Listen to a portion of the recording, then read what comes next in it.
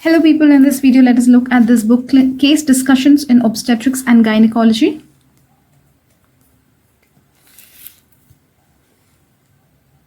Mala Madhavi Rathore.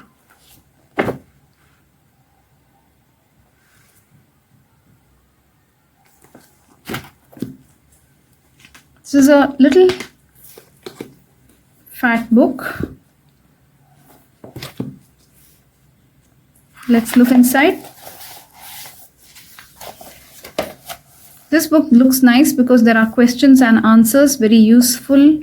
There is a case also given here. You can see the answer of the case. Let's see just how the case, and following the case there are questions and answers, which is really good. No images looks like.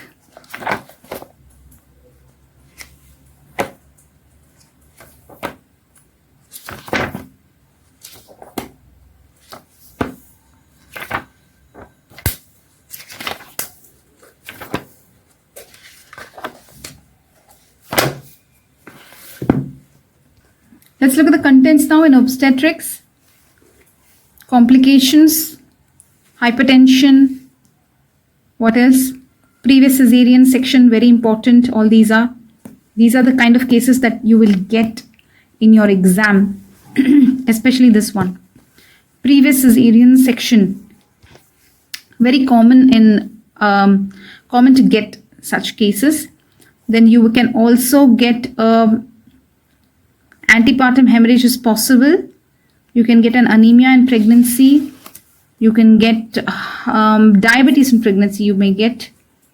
So these are the common cases they keep for you in obstetrics. LRH also you may get RH negative mother. Fetal growth restriction is quite possible. So these are the cases that you should know in obstetrics. Okay. Recurrent pregnancy loss also possibly. My exam was actually hyperemesis. See, normal nausea, vomiting is simple, but if it is something that is causing problem to the life, day-to-day life of the mother, that is when it is called as hyperemesis, right? So my case was hyperemesis. So hyperemesis gravidarum is severe form of nausea and vomiting.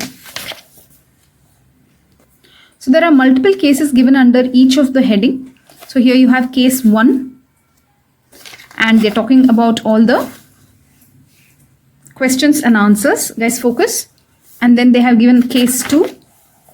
So they have given 2 cases for this. So similarly, for every topic there are multiple cases. Sorry, there are multiple cases, and each case they have given multiple question and answers. Now let us look at some questions. Important causes of antepartum hemorrhage. Can you see what are the important causes of antepartum hemorrhage? Yes, placenta previa. Actually here unclassified they have written more, but placenta previa, abruptio placentae, and always write some trauma, tumor. What else will you write? Trauma, tumor. Okay. And infection. These are the standard things that you can write almost for everything, isn't it? Look at this, obstetric cholestasis, very important chapter. In this, look at this, there will be itching. Very important to note this. In pregnancy, if they are coming with itching, pruritus, where did they mention? Here. Pruritus, and if there is evidence of liver dysfunction. So, this can indicate obstetric cholestasis. This is dangerous for the fetus. Preterm labor, how do you define if they ask you? If they ask you definition, you should know. Presence of uterine contractions of sufficient frequency and intensity to cause progressive effacement and dilatation of the cervix after the period of viability before 37 weeks, completed weeks of gestation. Okay, period of viability in India, you can say 28. So 28 to 37 weeks. If there is uterine contractions with sufficient frequency and intensity to cause progressive effacement and dilatation of the cervix, then it is called as preterm labor. Nice, right? Nice definition. This book looks very useful, but there are no images, right, to how to do examination, what are those pelvic grips, etc. That kind of information is not there. I think this is more like a VIVA book, right? So there are a lot of books which give information like this in parts, not a whole book as such. So this book looks good. I would say this is more like a VIVA book for you, case discussion. So very useful, looks like, to answer VIVA questions, but not for clinical examination. Okay. So as the book's name suggests, case discussions on obstetrics and gynecology. Hope you like this video, people. Bye bye.